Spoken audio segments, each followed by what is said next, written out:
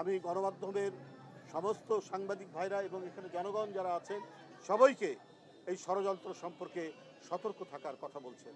একটি বিষয় এর মধ্যে আমাদেরকে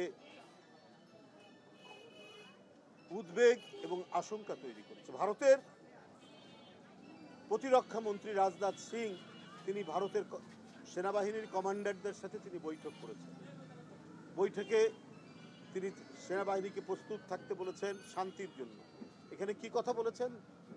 যে যুদ্ধের মাধ্যমে শান্তি প্রতিষ্ঠার জন্য কথা বলেছেন। তার দেশের ব্যাপার, তাদের দেশের নিরাপত্তা, রাষ্ট্রীয় নিরাপত্তার জন্য কথা বলতে পারবে। কিন্তু আমাদের যে বিষয়টি এখানে আমাদেরকে আশঙ্কা তৈরি করেছে, সেখানে কথা বলতে গিয়ে তিনি বলেছেন আজকে বিশ্বব্যাপী রাশিয়া, ইউক্রেন, হামাস এবং বাংলাদেশের পরিস্থিতি পর্যবেক্ষণ করার জন্য বলেছেন। বাংলাদেশের বিষয় আসলো কেন?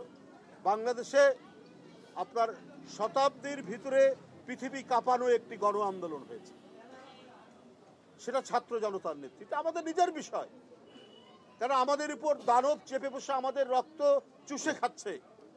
জনগণের পকেট কেটে নিজেরা হাজার হাজার কোটি টাকা তারা বিদেশে পাচার করেছে এবং তাদের বিরুদ্ধে কথা বলতে গেলে শিশু, বাচ্চা, কিশোর, শ্রমিক এদেরকে গুলি করেছে। তাদের বিরুদ্ধে জনতার উত্তাল ঢেউ, তিনি আজকে পালিয়ে চলে গেছে। তো বাংলাদেশে তো স্বাভাবিক অবস্থা বিরাজ করছে। বাংলাদেশ একটি স্বাধীন দেশ, সার্বভৌম দেশ।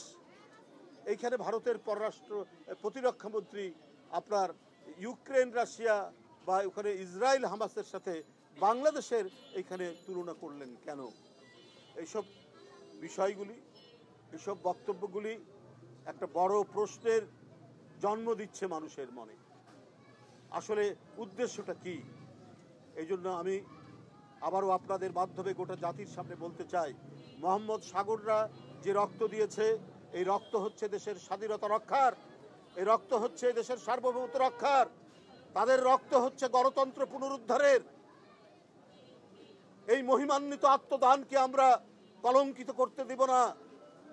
যদি কেউ আমাদের দিকে অশুভ দৃষ্টি নিয়ে তাকায়, আমরা ঠিক তার উপযুক্ত জবাব দিতে প্রস্তুত আছি। কারণ সাগরদের মতো ছেলেরা যদি নিজের জীবন দিয়ে দিতে পারে, এরকম আরো লক্ষ কোটি মানুষ নিজের জীবন দিয়ে এই দেশের স্বাধীনতা, সার্বভৌমত্ব এবং আমাদের গণতন্ত্রের পথ চলাকে, স্বাধীনতা, সার্বভৌমত্ব রক্ষা এবং গণতন্ত্রের পথ চলাকে নিশ্চিত করবে।